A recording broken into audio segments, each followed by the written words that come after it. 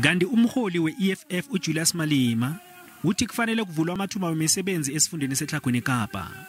Uthi udanile ngendlela isibalo sabantu abangasebenziko esiphezulu kangaka.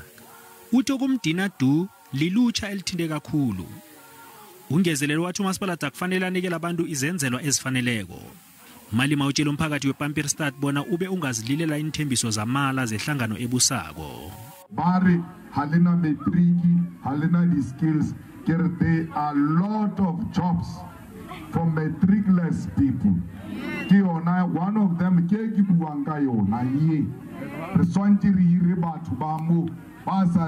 graduate matric,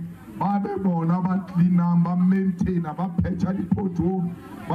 replace the globe on the street lights and things like that. Izakhamuzi zithi zenzelwa ezifana namanzi negezi bazizwa ngobatsho abanazo.